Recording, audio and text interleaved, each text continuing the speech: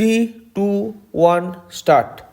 In the inquiry report, there is no finding that the petitioner had caused loss to the board and that as such the misconduct alleged against the petitioner in terms of regulation 61E is based on no evidence. Stop para.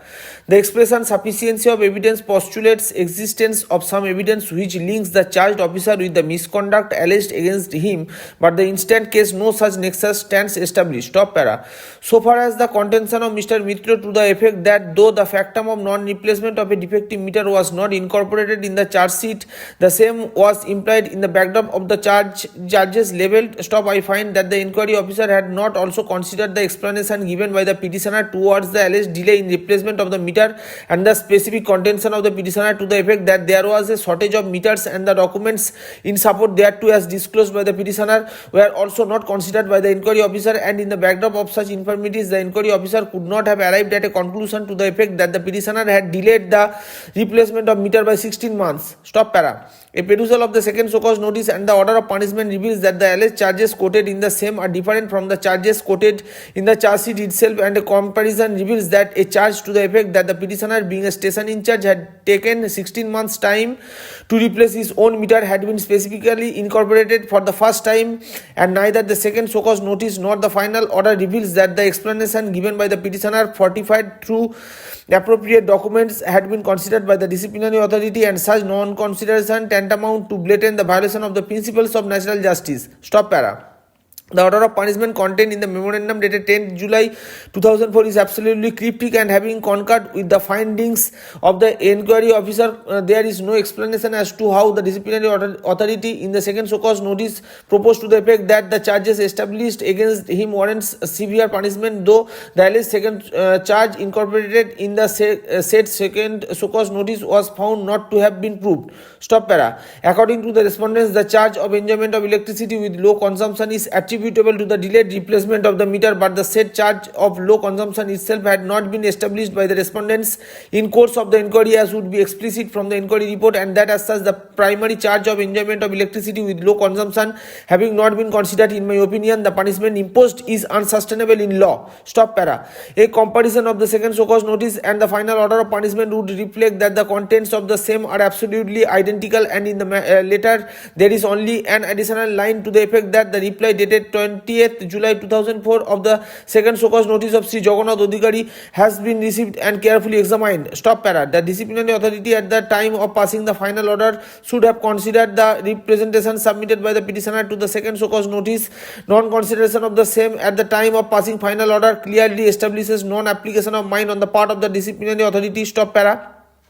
In the facts of the present case, the petitioner had specifically demonstrated the actual prejudice suffered by him due to the violation of the principles of natural justice on several occasions at the instance of the inquiry officer and the disciplinary authority, which I had discussed herein above. Stop para. A perusal of the order passed by the appellate authority reveals that the said authority had misdirected itself by proceeding on the basis as follows.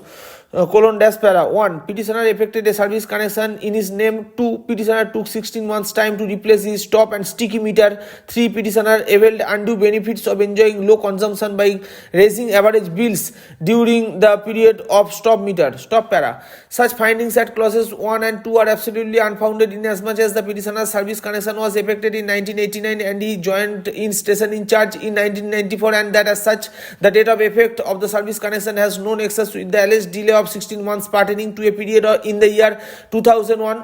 The finding at clause 3 had also not even been established by the respondents, as would be explicit from the inquiry report. The words undue benefit had been incorporated for the first time in the appellate authority order. Stop para. In spite of the failure on the part of the respondents to establish and prove the charge of enjoyment of electricity with low consumption against the petitioner as reflected in the inquiry report, the disciplinary authority imposed a major penalty by modifying the charges at the juncture of issuance of second so cause notice, and that too without considering the detailed reply to the second so cause notice, second so cause. As a comparison of the second so cause notice and the final order would reveal that the same are absolutely identical, 7 except inclusion of a line in the letter to the effect that the reply to the second so cause notice had been examined. Most surprisingly, the appellate authority thereafter proceeded on the basis that the petitioner had availed undue benefit for the alleged delay towards replacement of the meter, though there was no whisper and no accusation allegation in the entire proceeding to the effect that the petitioner had availed undue benefit for alleged delay towards replacement of the meter. From such sequence, it is explicit that the entire proceeding suffers from procedural irregularities, infirmities in the decision-making process and perversity.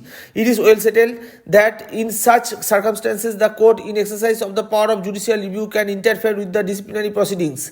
The entire proceedings against the petitioner smacks of bias and closed mind. The inquiry authority, the disciplinary authority and the appellate authority had been swayed by a preconceived notion that the petitioner had delayed the replacement of the defective meter standing in his name. Furthermore, though the charge of enjoyment of electricity with low consumption could not be established by the respondents, the same had been taken into consideration by the disciplinary authority while imposing the punishment and by the appellate authority while affirming the said order of punishment. Such error in the decision-making process warrants intervention of the Honorable Court in exercise of its power of judicial review. Stop para. In such circumstances, I quash the charge sheet, the inquiry report, the final order passed by the disciplinary authority and the order passed by the appellate authority, and as a matter of fact, the entire disciplinary proceedings initiated on the basis of aforesaid charge sheet dated 22nd April 2003 against the petitioner. Stop para. The respondents are directed to grant the admissible service benefits to the petitioner which had been denied to the petitioner pursuant to the order of the punishment within a period of 8 weeks from the communication of this order. Stop. The writ application is accordingly allowed. Stop.